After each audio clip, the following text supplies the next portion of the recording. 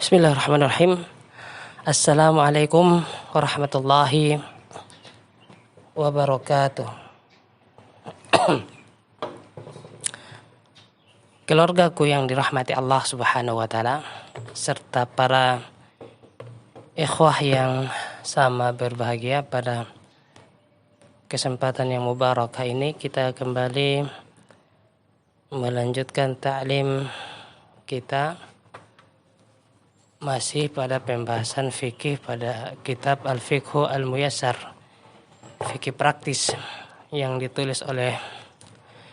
disusun oleh I'dad Nukhbatun min Ulama, ditulis oleh beberapa ulama, lebih dari satu ulama, karena ini adalah ringkasan dari pada pembahasan fikih. Jadi kitab fikih itu kan tebal-tebal. Tetapi ini sudah ringkasannya. Diringkas. Fikih mudah. Diberi judul Al-Fiqhu Al-Muyassar, fikih praktis. Pada kesempatan yang lalu, pada pertemuan kita yang kemarin itu, kita telah bahas tentang tentang jenis-jenis taharah. Tentang jenis-jenis taharah kita juga telah bahas tentang ta'rif atau pengertian taharah, dan kita juga telah membahas tentang ahammiyatuha, tentang urgensi daripada taharah. Dan pada kesempatan ini kita akan coba masuk pada pembahasan berikutnya tentang apa itu hadas dan apa itu khabath. Kita sudah jelaskan bahwa at-taharah dari segi istilah adalah raful hadas wa zawalul khabath, mengangkat najis dan membersihkan kotoran. Nah, kalau dalam pembahasan fikih itu ada perbedaan antara hadas dan khabath. Hadas itu di sini dijelaskan bahwa al-hadatsu huwa wasutamun bil badani yamna'u minas salati wa nahwiha mimma yushtaratu lahu at-taharah. Nah, di sini dijelaskan bahwa hadas itu adalah sifat yang ada pada badan seseorang, yang mana sifat itu menjadikan penghalang antara ia dengan salat, antara ia dengan ibadah salat. Dia lebih pada sifat. Misalnya seseorang meskipun tidak ada kotoran pada badannya, tidak ada zat kotor pada badannya, tetapi kalau dia mau sholat dia harus berwudu. Ya, dia harus berwudu. Nah, itu sifat. Sifat maksudnya dia belum suci. Maka dia masih berhadas. Sekalipun tidak ada kotoran, tetapi kalau dia sudah kentut, dia belum berwudu. Apalagi kalau dia hadasnya hadas besar. Hadas besar ya kita tahu, misalnya keluarnya, misalnya bagi perempuan misalnya setelah haid, atau bagi laki-laki misalnya berhadas besar, misalnya keluar mani dan lain sebagainya, itu harus mandi baru sholat. Itu yang dimaksud dengan hadas. Kalau khabath itu ya dia lebih mengarah pada bendanya, lebih mengarah pada zatnya, kotoran pada zatnya.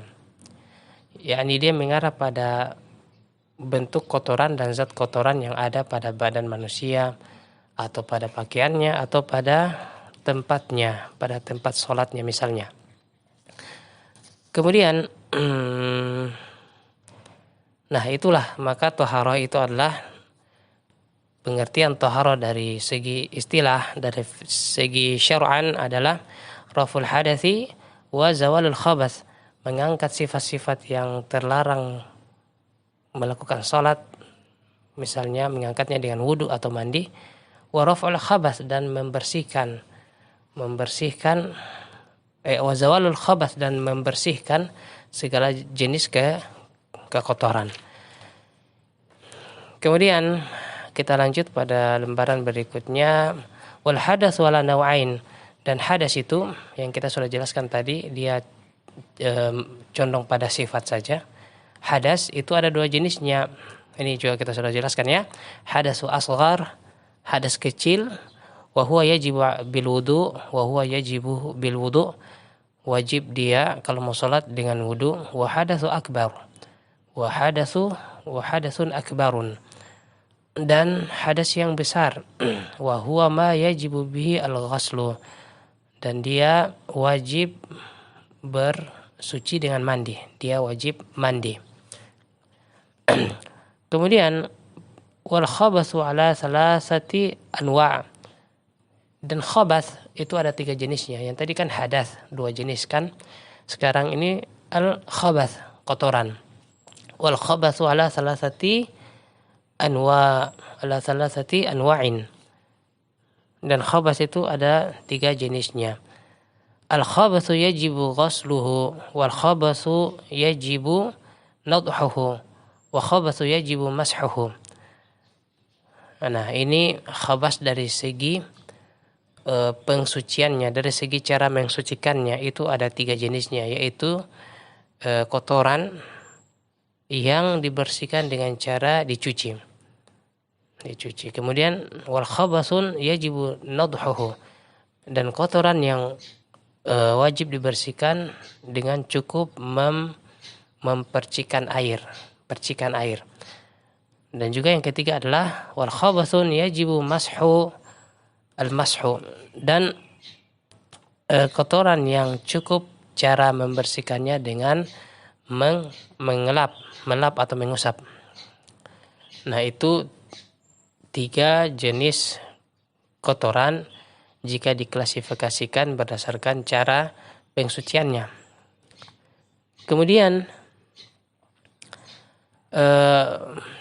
Kemudian pembahasan berikutnya, poin berikutnya di sini ditulis al-mas'alatu tsaniyah, persoalan yang kedua, masalah yang kedua. Ya, masalah yang pertama yang kita jelaskan kemarin adalah masalah ta'rif, definisi taharah, pentingnya taharah dan jenisnya kita sudah jelaskan. Yang sekarang masalah kedua adalah al-ma'ul ladzi tahsulu bihi at-taharatu. Air yang digunakan supaya bisa suci, ya.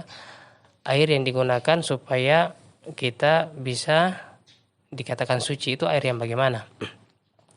At-taharatu tahtaju ila syai'in yatatahharu bihi, yazalu bihi an-najsu wa yarfa'u bihi al-hadatsu, wa huwa al-ma'u, wal ma'u alladhi tahsulu bihi at-taharatu wa huwa al-ma'u at-tahur.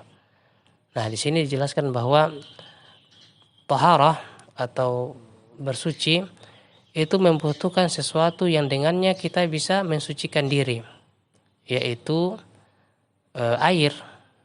Ya, dengan air kemudian kita mengangkat najis dan membersihkan badan. Ya, dengannya kemudian mengangkat najis, membersihkan najis dan membersihkan kotoran-kotoran yang ada di badan. Wal ma'ul ladzi tahsulu bihi taharatu, ya, dan air yang digunakan untuk bersuci itu tentunya adalah air yang suci. Air yang suci.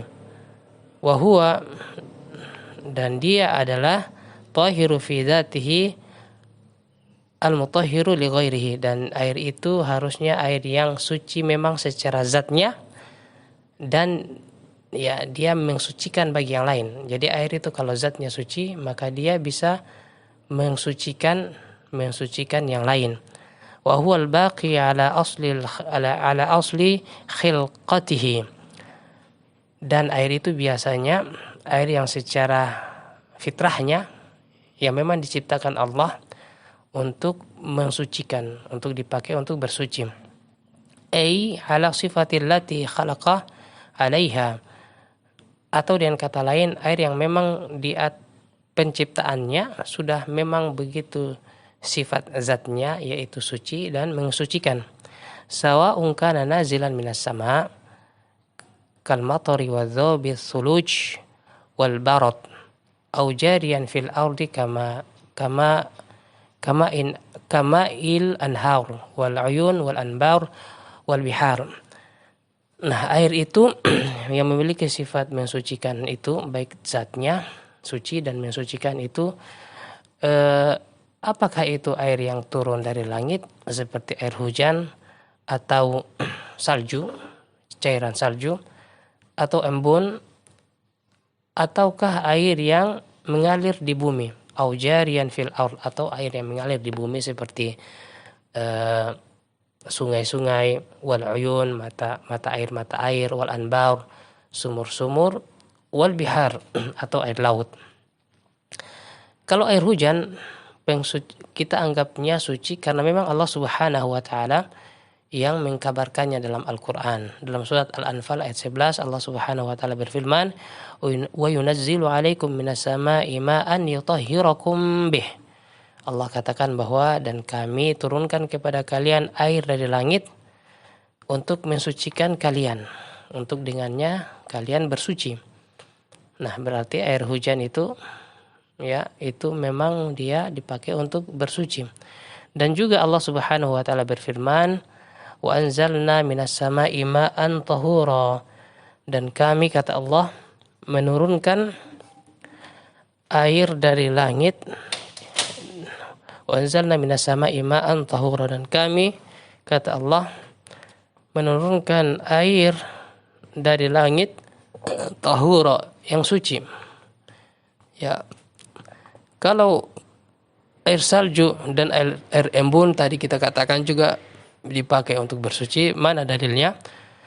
Dalilnya adalah sebagaimana hadis yang diriwayatkan oleh Bukhari dan Muslim. Nabi sallallahu alaihi wasallam berfirman, Nabi sallallahu alaihi wasallam bersabda, "Allahumma ghsilni min khataayaya bil ma'i wasalji wal barad." Nabi bersabda bahwa ya Allah, Nabi berdoa ya Allah, bersihkan aku, sucikan aku dari kesalahan-kesalahanku dengan air, dengan salju dan dengan embun. Ya. Baru kemudian adapun air laut, tadi juga kita katakan air laut suci. Mana dalilnya? Dalilnya adalah sabda Nabi Shallallahu Alaihi Wasallam sebagaimana diriwayatkan Abu Dawud, Imam At-Tirmidzi, Imam An-Nasa'i, Imam Ibnu Majah dalam kitab-kitab hadis mereka, dan derajat hadisnya sahih. Hadisnya adalah Nabi Shallallahu Alaihi Wasallam bersabda tentang air laut. Nabi katakan, huwa tahuru ma'uhu al-hillu maitatuhu. Air laut itu, kata Nabi Shallallahu Alaihi Wasallam, adalah suci airnya dan halal bangkainya. Halal bangkainya. Nah, itu juga yang membedakan antara hewan laut dan hewan darat. Kalau hewan darat itu, kalau kita mau makan ayam, itu ayamnya harus disembelih dulu supaya halal. Ya, kalau misalnya ayam atau sapi atau kambing kita konsumsi tanpa penyembelihan, nah itu berarti kita makan bangkai. Kita makan bangkai. Untuk menghalalkan makanan itu, maka kita menyembelihnya dengan nama Allah. Tapi kalau hewan laut, Nabi katakan al-hillu maitatuhu. Hewan laut itu bangkainya, bangkai apa yang ada di laut itu halal dimakan. Nah, tidak ada juga orang bilang mau sembelih ikan. Ikan itu kalau kita dapat mati di laut, kita makan. Ya, sebagaimana ada kisahnya para sahabat diutus Nabi perang. Mereka kelaparan, mereka dapat ikan paus yang terdampar, mereka makan. Bahkan ketika pulang dari perang, mereka menjadikan perbekalan sampai bertemu Nabi. Nabi juga minta kalau ada, saya juga minta, kata Nabi SAW. Kurang lebih seperti itu, menunjukkan bahwa hewan di laut itu bangkainya adalah halal. Hadis itu sudah pernah kita jelaskan ya. Kemudian wala tahsulu taharatu bima'i' ghairal ma'i kal khalli wal benzin wal asir wal laimun wa ma syabah dzalika. Dan taharah itu tidak akan tercapai dengan cairan-cairan lain selain air, seperti cuka, seperti bensin, seperti jus, seperti lemon. Itu tidak bisa dipakai barang-barang itu untuk bersuci. Meskipun dia sama-sama benda cair, tetapi tidak bisa. Nah, karena Allah Subhanahu wa taala, mana dalilnya? Ya, dalilnya karena Allah Subhanahu wa taala berfirman dalam Al-Qur'an surat Al-Maidah ayat 6, "Falam tajidu ma'an fatayammamu sa'idan thayyiban." Falam tajidu ma'an fatayammamu sa'idan thayyiban. Allah Subhanahu wa taala berfirman, kalau kalian tidak dapat air, maka bertayamumlah dengan debu yang baik, atau dengan tanah ya debu yang baik. Nah, wajhu al-istidlal, dari mana kita memahami hal itu? Dari mana kita pahami ayat ini berbicara tentang tidak bolehnya memakai bensin dan benda-benda cair selain air untuk berwudu? Dari mana wajhu istidlalnya, wajah pendalilannya dari mana, arah pendalilannya dari mana? Nah, di sini dikatakan bahwa falau kanat at-taharatu tahsulu bima'i ghairil ma'i la nuqila 'adimul ma'i ilaihi wa lam yunqal ila at-turab. Seandainya cairan-cairan itu bisa dipakai katakanlah untuk menggantikan air, ya maka Allah Subhanahu wa taala tidak akan katakan dalam Al-Qur'an falam tajidu ma'a fatayammamu sa'idan thayyiba. Allah katakan dalam Al-Qur'an, kalau kalian tidak dapat air maka bertayamumlah dengan debu yang baik. Nah, seandainya tidak ada air baru ada bensin, tidak ada air baru ada cuka atau air kelapa, air lemon, jus, maka pasti Allah katakan kalau tidak ada air maka pakailah benda-benda yang cair yang lain. Misalnya begitu ya. Misalnya falam tajidu ma'an fasta'milu misalnya fasta'milu ma'i'a. Misalnya begitu. Kalau tidak ada air maka pakailah benda-benda cair yang lain. Tapi kan Allah tidak bilang begitu. Allah katakan kalau tidak ada air maka bertayamum. Nah, di sini arah pendalilannya bahwa bensin dan benda cair yang lain yang kita sebutkan tadi itu tidak bisa menggantikan air untuk bersuci. Nah, kemudian masuk lagi pada poin berikutnya, al-mas'alatu ats-tsalitsatu al-ma'u idza khalatathu an-najasatu. Air bagaimana hukumnya jika sudah tercampur dengan sesuatu yang najis? Al-ma'u idza khalatathu najasatun فغيرت أحد أوصافه الثلاثة ريحه أو طعمه أو لونه فهو نجس بالإجماع لا يجوز استعماله فلا يرفع الحدث ولا يزيل الخبث سواء كانت كثيرا أو قليلا. Nah, air itu kalau dia sudah dikenal dengan najis kemudian berubah salah satu dari tiga sifatnya, yaitu misalnya airnya sudah berubah baunya, sudah bau najis, bau busuk, atau dia berubah rasanya, air sudah ada rasanya, atau dia berubah warnanya. Jika salah satu dari ketiga ini, jika salah satu dari tiga sifat air ini telah berubah ya dengan sesuatu yang najis, maka itu tidak boleh digunakan. Maka air itu sudah dihukumi dengan air najis berdasarkan ijma dan kesepakatan ulama. Tidak boleh dipakai lagi untuk bersuci. Karena fala yarfa'ul hadatsa, maka karena air itu dia tidak akan lagi bisa mengangkat najis, tidak bisa membersihkan najis kita. Wala yazilul khubutha, dan tidak bisa lagi mengangkat kotoran, tidak bisa lagi dipakai untuk membersihkan kotoran. Sama saja apakah air itu banyak atau sedikit. Kalau sudah berubah sifatnya tadi, sudah berubah salah satu saja sifat dari ketiga tadi, maka tidak bisa lagi dipakai untuk bersuci. Amma in khalatat najasatu walam tughayyir ahadu awsafihi fa in kana katsiran lam yanjus wa tahsulu taharatu bihi. Wa amma in kana qalilan fayanjus wa la tahsulu at-taharatu bih. Nah, seandainya air itu tidak berubah, ya, dia dicampur najis tapi dia tidak berubah apa-apanya, tidak berubah warnanya, tidak berubah rasanya, tidak berubah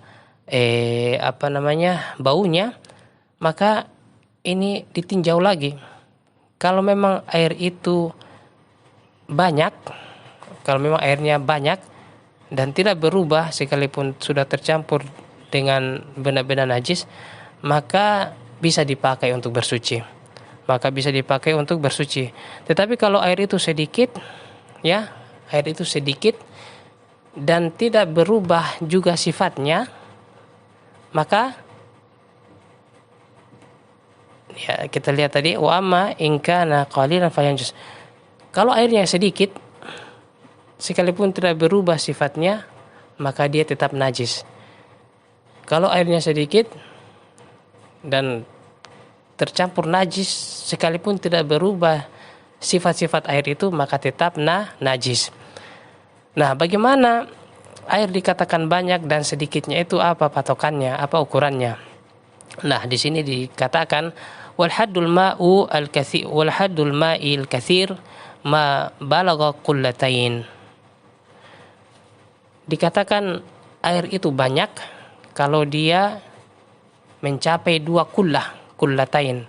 Apa itu kullah? Di sini dijelaskan al-kullatu hiya al-jurrah, jam'uha kullalu wa kilal. Nah, kullah itu kayak wadah orang Arab tradisional, kendi-kendi yang besar, yang di situ mereka biasa tampung air. Kalau sudah 2 kullah itu dikatakan banyak. Ya, saya juga belum pernah lihat itu barang, tetapi di sini dijelaskan bahwa 2 kullah itu biasanya adalah 160 liter air sampai 200. 160 liter air sampai 200 liter itu sudah dikatakan 2 kullah, itu dikatakan banyak. Kalau kita punya tandon atau kita punya wadah penampung air itu kira-kira 160 atau sampai 200 liter, nah itu sudah memadai. Kalau ada najis yang jatuh di situ dan air itu tidak berubah, maka itu bisa dipakai untuk berwudu. Ya, tapi kalau kurang dari itu, kalau najis jatuh di situ meskipun tidak berubah sifat-sifatnya, maka tidak boleh dipakai karena itu air yang sedikit. Bahkan banyak juga kita lihat di kalangan pondok pesantren itu, kalau mereka mau berwudu, mereka ambil air di timba baru celup-celup tangan. Wah, memang air di tandom banyak, tapi kalau sudah taruh di timba jadi sedikit. Jadi berwudu pakai air itu, celup-celup tangan itu tidak sah, kecuali air itu diairi, ya, diairi begini. Jangan celup tangan. Celup tangan itu maksud bisa juga celup-celup, tetapi tangannya dicuci dulu di luar. Baru kemudian dipakai dicelup. Ya, begitu bisa juga, tetapi yang amannya air diairi biarpun sedikit, tapi dialirkan maksudnya.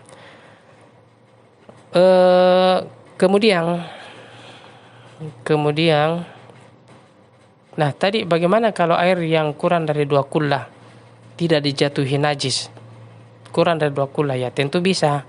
Yang kita bahas tadi di atas itu, dia kurang dari 2 kullah dijatuhi najis, tidak berubah sifatnya, tetap tidak bisa karena air tergolong air yang sedikit. Kemudian 2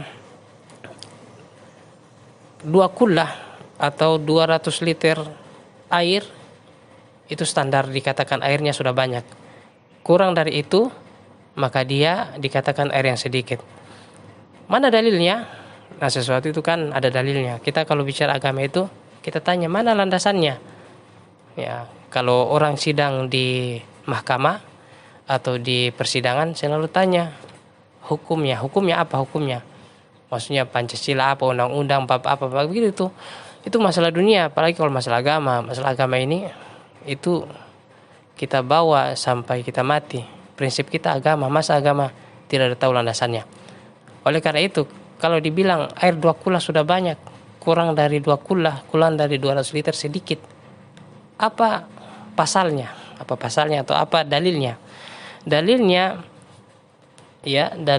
adalah hadis Nabi Shallallahu Alaihi Wasallam yang diriwayatkan oleh Ibnu Umar, sebagaimana sebagaimana dikeluarkan oleh Imam Ahmad dan Imam Abu Daud dan lainnya, bahwa Nabi Shallallahu Alaihi Wasallam bersabda, "Idza balagha al-ma'u qullatain lam yahmilil khabath." Kalau air itu sudah 2 kullah, kata Nabi Shallallahu Alaihi Wasallam, maka dia tidak akan membawa najis, Tadi kita sudah jelaskan. Kemudian hadis lain dari Abi Sa'id Al-Khudri, Nabi Shallallahu Alaihi Wasallam bersabda, "Innal ma'a tahurun la yunajjisuhu syai'an." Sesungguhnya air itu, kata Nabi Shallallahu Alaihi Wasallam, itu bersih dan tidak menjadikan dia najis, dan tidak ada yang menjadikan dia najis. Nah, bagaimana cara mengkompromikan 2 hadis ini? Yang satu bilang air itu tidak membawa najis. Nabi tidak mungkin bertentangan ucapannya satu sama lain. Maka hadis yang Nabi bilang 2 kullah itu tidak membawa najis, ya. Idza balagal ma'u qullatain lam yahmil khabath. Kalau air sudah 2 kullah tidak akan membawa najis. Itu yang mentaksis, dia mengkhususkan yang tadi. Ya, jadi air, kata Nabi sallallahu alaihi wasallam, bahwa innal ma'a, sesungguhnya air itu suci dan tidak ada sesuatu pun menjadikan dia najis, sebagaimana hadis ini dikeluarkan oleh Imam Ahmad dan Imam Abu Daud. Itu sifatnya umum. Kita tidak bisa berpegang pada ini saja kalau ada yang mengkhususkannya. Tiba-tiba ada hadis Nabi yang bilang bahwa kullatain, 2 kullah itu tidak membawa najis, berarti kurang dari 2 kullah bisa tercemari najis. Ini namanya mengkhususkan sesuatu yang umum. Nah, agama itu memang begitu. Tidak bisa juga kita atas asal dapat hadis kita langsung katakan begini. Nah, kita harus pahami dulu taksis yang taksisul am, taksisul mengkhususkan, mana yang mengkhususkan yang umum, mana yang sifatnya umum, adakah yang mengkhususkannya. Nah, ini semua adalah bagian dari ilmu syariat. Oke. Kemudian al-mas'alatul rabi'ah, masalah yang keempat adalah al-ma'u idza khalatahu tahir. Ya, nanti saja kita bahas ini.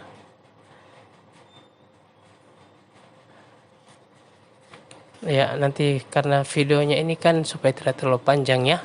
Kita lihat dulu. Wah, sudah 28, sudah mau setengah jam. Oke, insyaallah kita nanti lanjutkan besok insyaallah. Mudah-mudahan bisa kita amalkan dan bisa kita ajarkan juga kepada yang lain. Subhanakallahumma wa bihamdika asyhadu an la ilaha illa anta astaghfiruka wa atubu ilaik. Assalamualaikum warahmatullahi wabarakatuh.